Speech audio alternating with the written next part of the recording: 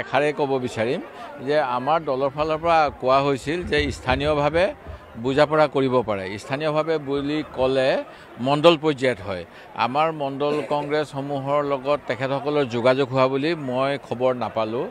যেতিয়া আমাৰ সকলো নমিনেশ্যন দিয়া হৈ গ'ল তাৰপিছত তেখেতসকলে হঠাতে আমাৰ লগত যোগাযোগ কৰিব বিচাৰিলে। এই বিষয়টোৰ বিষয়ে মই গম পাওঁ প্ৰথম খুব সম্ভৱ 10 তাৰিখৰ দিনা আমাৰ মহিলা কংগ্ৰেছৰ যিগৰাকী শিৱসাগৰ জিলা সভানেত্ৰী ভাৰতী শইকীয়া ডাঙৰীয়ানীয়ে মোক ফোন কৰি জনাইছিল ৰাইজৰ দলে আলোচনা কৰিব বিচাৰে। মোৰ যিহেতু এই ক্ষেত্ৰত কোনো মতামত নাই আৰু মোৰ সমষ্টিত আমি CPIক এখন আঞ্চলিক পৰিষদৰ টিকট দিছোঁ, 2-3খনমান ৱাৰ্ডৰ টিকট দিছোঁ। সেই গতিকে আমি যেনেধৰণে আমাক ওচৰ চাপিছিল অন্য মিত্ৰ দল আমি সেইমতে কামখিনি কৰিছোঁ।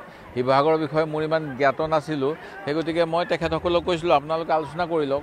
এতিয়া তেখেতসকলে যিহেতু আমাৰ দলৰ ফালৰ পৰা কৈছে যে যথেষ্ট পলম কৰিলে, অৰ্থাৎ নমিনেশ্যন দিয়াৰ পিছত আলোচনা কৰিলে আমাৰো যিসকল কৰ্মীয়ে মনোবল বৃদ্ধি কৰিবলৈ নিজে উঠিব বিচাৰিছিল তেওঁলোকে হতাশা হ'ব পাৰে। এনেকুৱা ধৰণৰ কথাখিনিৰ কাৰণে অলপমান খেলি মেলি হ'ল।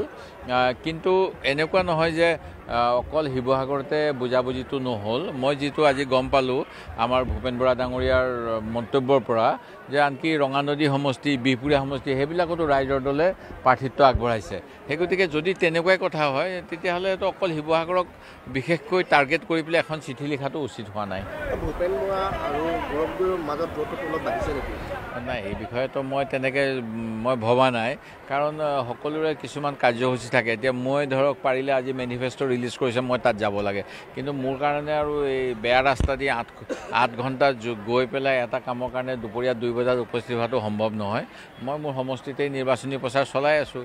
গৌৰৱ গগৈ তেনেকৈ মই জনাত যোৱাকালি তেখেতৰ আত্মীয় এজনৰ পাৰিবাৰিক এটা সকাম আছিল, সেইকাৰণে তেখেতে উজনিলৈ আহিছে। সেই গতিকে কালি DGP অফিচত যাব পৰা নাই। সেইটোকে যদি কোনোবাই কৈছে দূৰত্ব বাঢ়িছে, সেইবিলাক ভুল ব্যাখ্যা।